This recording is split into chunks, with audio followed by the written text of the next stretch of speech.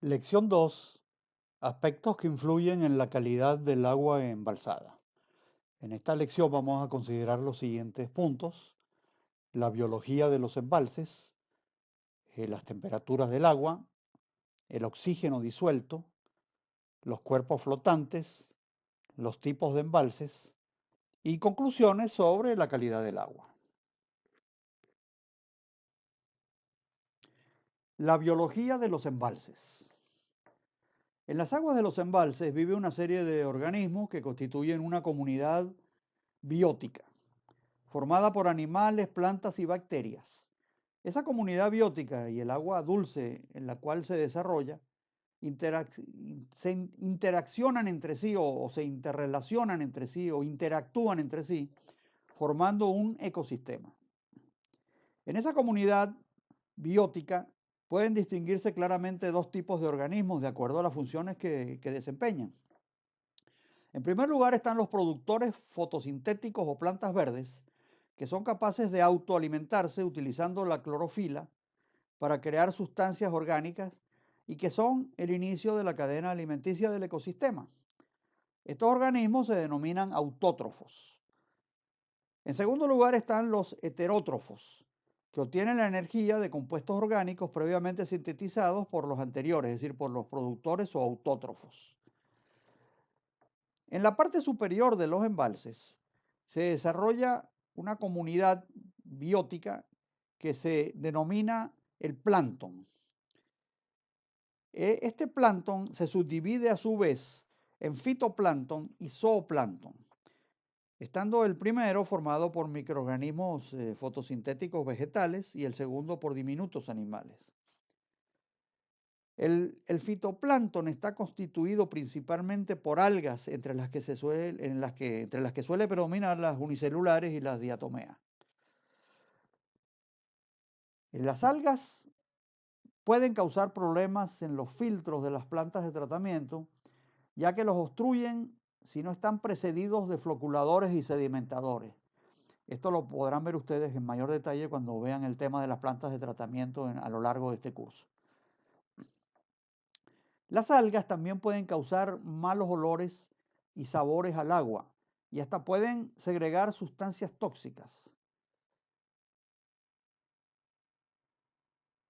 En general, este fitoplancton se desarrolla en la parte superior del embalse, que se conoce como zona eufótica, tal como pueden ver allí en la figura que se está mostrando en este momento. Ya a una cierta profundidad del embalse, el fitoplancton cesa a medida que nos profundizamos en el embalse, predominan otro tipo de organismos, entre ellos las bacterias anaeróbicas, las cuales se incrementan notablemente cerca del fondo del lago. Por otra parte, tal como veremos más adelante, en las inmediaciones del fondo del lago suele incrementarse la turbidez debido a los sedimentos que llegan a esta parte transportados por el río. Por lo tanto, aquí ya podemos sacar una primera aproximación a lo que a nosotros nos interesa desde desde el punto de vista práctico, ¿no? Cerca de la superficie del embalse, hasta donde inciden los rayos solares, hasta donde penetra la luz, no es la mejor forma, no es la mejor zona donde captar el agua para el consumo humano por esta presencia de abundante fitoplancton, algas, microorganismos, etcétera, ¿no? Y por otra parte, en la parte del fondo del embalse, en la franja inferior, tampoco va a ser la mejor zona para captar el agua por estas bacterias que predominan allí, por la turbidez que presenta el agua debido a los sedimentos que suele transportar el río, que como les dije veremos un poco más adelante en otra lección de este curso. Y por otra serie de aspectos, también hay sustancias químicas que no vamos a entrar en ese detalle. Hay a veces pesticidas, fertilizantes, etcétera, provenientes de la cuenca donde puede haber riego, etcétera, ¿no? Por lo tanto, la calidad del agua desde este punto de vista que estamos viendo, que es la biología de los embalses, y de otras consideraciones que ya mencionaremos más adelante, es muy variable con la profundidad. En primer lugar, se podría sacar una conclusión que pareciera, o vamos a ver que sí es así, que donde se capta la mejor calidad de agua desde el punto de vista del consumo humano, en general, salvo casos particulares, es en el límite justamente un poquito por debajo y un poquito por arriba de la zona eufótica. Es decir, donde está el límite de la penetración de la luz en el agua.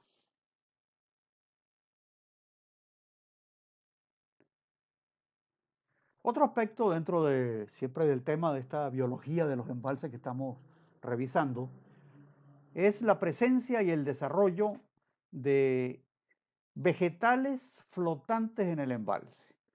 Hay algunos embalses, sobre todo en las zonas tropicales, que se suelen cubrir en partes importantes de su superficie con estos vegetales. En este caso, que es relativamente común en Venezuela, es con una especie que se conoce como el lirio acuático, popularmente se identifica como bora, que tienen un gran desarrollo en muchos embalses debido a diferentes factores. Esta bora o este lirio acuático no es que tenga sus raíces en el fondo, sino que está flotando en la superficie del embalse y puede tener unos espesores considerables del orden de varios centímetros, decenas de centímetros, incluso se ha dicho que hasta pudieran llegar al orden de 1 metro de espesor. El problema con este lirio acuático es que, aparte de que representa un problema para las tomas de agua, sobre todo si esas tomas son muy superficiales, es que evapotranspira una cantidad sustancial del agua del embalse, muy superior a la evaporación normal que tendría la superficie del agua por el efecto simplemente de los rayos solares.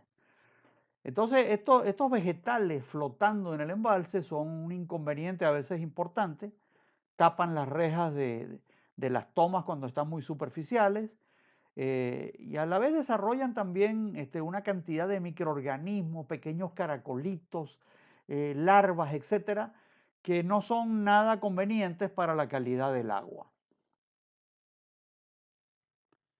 Las temperaturas del agua embalsada. Los océanos, lagos y embalses ganan y pierden calor principalmente por su superficie. Los cambios a través del fondo son o suelen ser despreciables.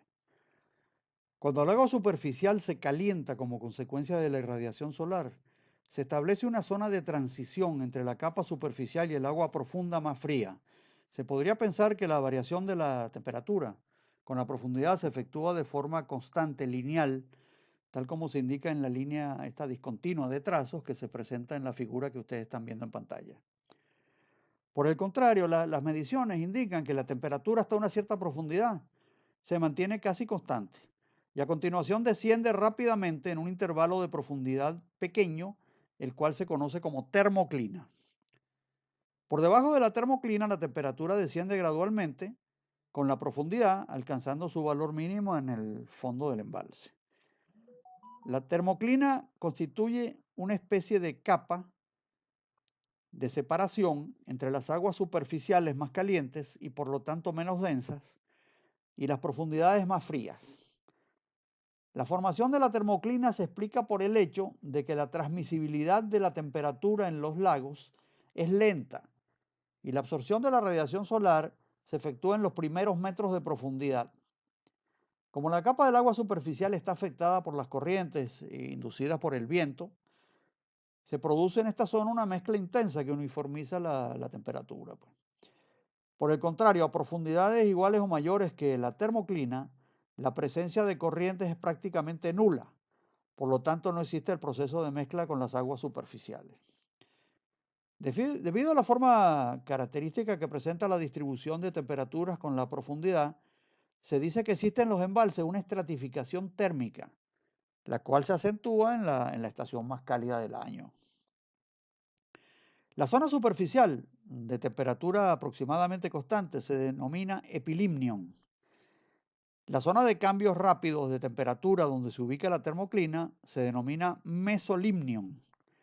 Y finalmente la zona de aguas profundas estancadas se denomina hipolimnion.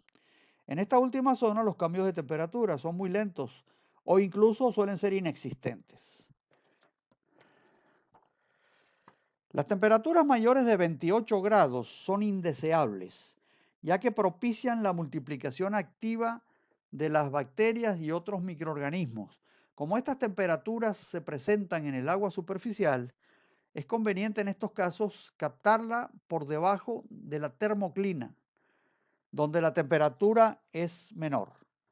Fíjense que volvemos otra vez a algo similar a lo que hemos visto en los casos anteriores, referente a la biología de los embalses, que no es lo más conveniente captar el agua cerca de la superficie del embalse por todas las razones que hemos visto aquí. En este caso, básicamente por las temperaturas, sino que lo más conveniente es captarla un poco por debajo de la termoclina, donde obtendremos una mejor calidad.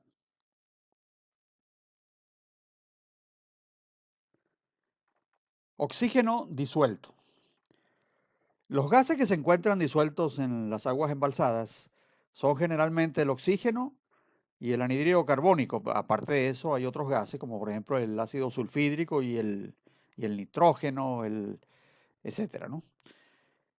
El oxígeno se absorbe a través de la superficie de la masa de agua en contacto con la atmósfera. Es por esto que su concentración es máxima cerca de la superficie y disminuye con la profundidad. En la figura que están viendo actualmente en pantalla se presenta un caso particular, que es la variación de la concentración de oxígeno con la profundidad en el caso del embalse Lagartijo, que es uno de los embalses que abastecen de agua potable a la zona metropolitana de Caracas. La presencia de microorganismos en el agua puede ser vista de acuerdo a un parámetro que se llama la demanda bioquímica de oxígeno, DBO. Este índice, este parámetro, permite conocer la cantidad de microorganismos vivos en base al consumo de oxígeno necesario para su metabolismo. Por lo tanto, las aguas que sean pobres en oxígeno pueden ser un índice de polución.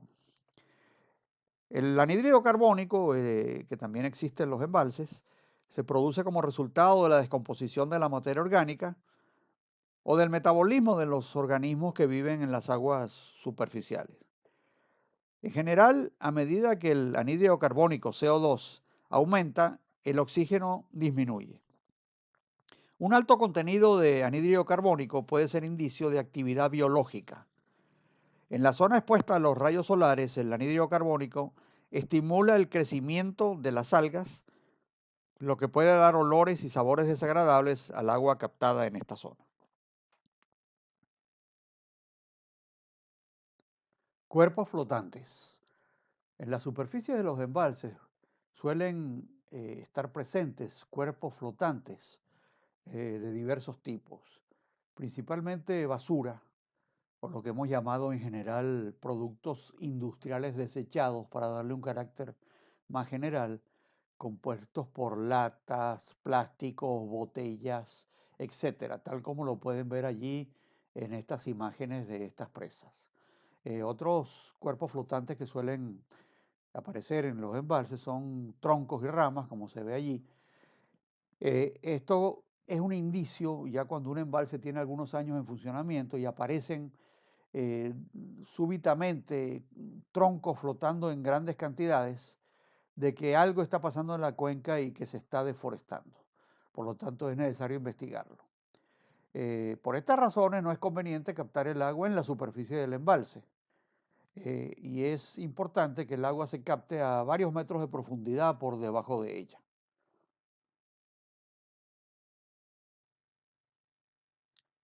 Tipos de embalses. Desde el punto de vista práctico que nos atañe en relación con la calidad del agua que vamos a captar de estos embalses, los podemos clasificar en dos grandes categorías generales. Hay otras subcategorías que no vamos a mencionar aquí. En primer lugar, tenemos los embalses oligotróficos. Los lagos o embalses oligotróficos se caracterizan por ser profundos, con márgenes rocosas, de pendientes fuertes, y su relación superficie-volumen es pequeña. Son lagos típicamente de regiones montañosas, con suelos orgánicos en las laderas y en el fondo pobres, de espesores pequeños. Allí los ven en la figura que tienen en pantalla. Allí los ven dos ejemplos de embalses que están en las dos fotos de la izquierda. En primer lugar está la presa de Aldeadávila en España, casi en la frontera de España con Portugal, en Extremadura. Y observen las laderas rocosas con prácticamente sin cobertura de suelo, sino la roca aflorando y sin vegetación de ningún tipo, una mínima vegetación, ¿no? O sea, son embalses de muy poca superficie expuesta y de muy gran profundidad. Esta presa tiene alrededor de unos 150 metros de profundidad, ¿no? También ven allí en la otra fotografía el embalse de Santo Domingo, aquí en Venezuela, en la zona de los Andes, que es una presa también de unos 75 metros de altura aproximadamente, y lo mismo con laderas rocosas, en las cuales el crecimiento de vegetación es muy pobre. Son laderas de muy fuertes pendientes, y el embalse, al igual que el de Aldea Dávila, es de relativamente poca superficie y una gran profundidad. Y allí tienen a la derecha el esquema ese de lo que es un embalse de este tipo con las características principales.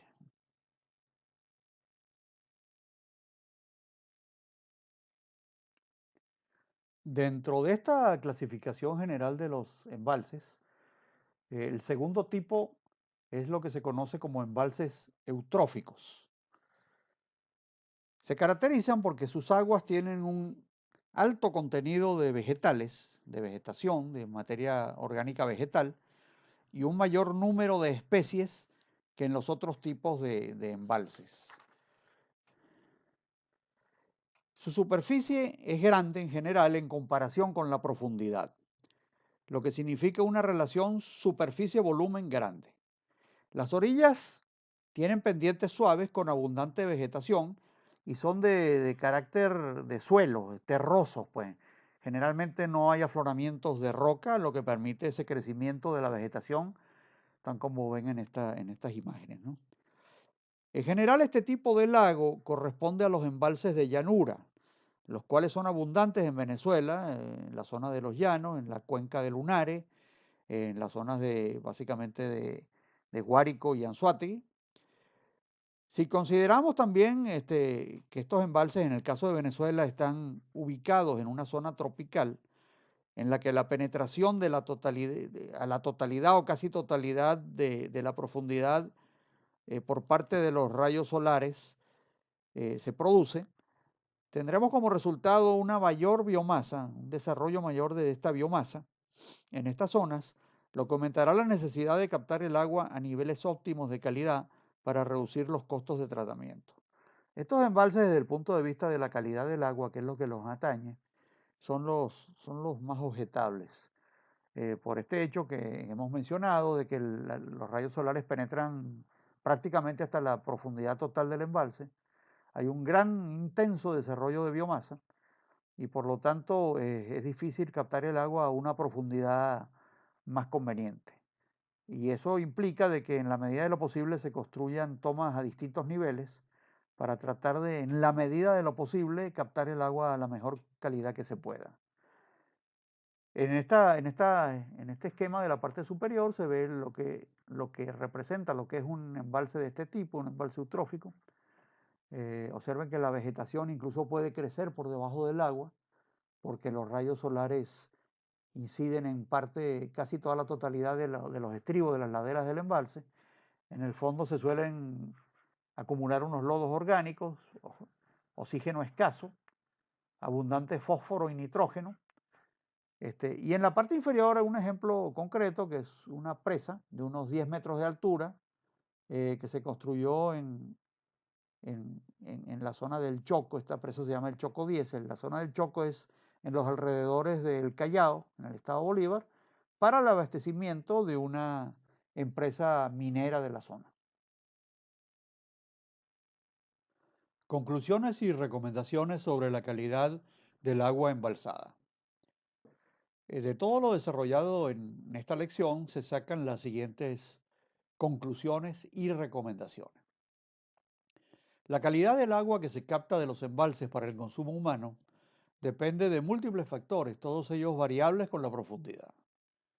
En general, los costos de tratamiento del agua variarán significativamente dependiendo de la profundidad a la que ésta sea captada en el embalse. Por lo tanto, existirá una profundidad o franja óptima en la que se captará el agua de la mejor calidad. Pero resulta que el nivel del embalse fluctúa continuamente, lo que hace que la franja óptima de captación también lo haga. En consecuencia, lo más conveniente es la utilización de tomas selectivas, es decir, ubicadas a diferentes niveles, para así captar en todo momento el agua a la profundidad más conveniente. Construir tomas selectivas es más costoso que utilizar tomas de fondo con un solo nivel de captación. Sin embargo, diferentes estudios concluyen que a la larga dicha diferencia de costos se recuperará con los menores costos de tratamiento del agua. Por lo tanto, lo más recomendable cuando el agua sea para el consumo humano es utilizar tomas selectivas.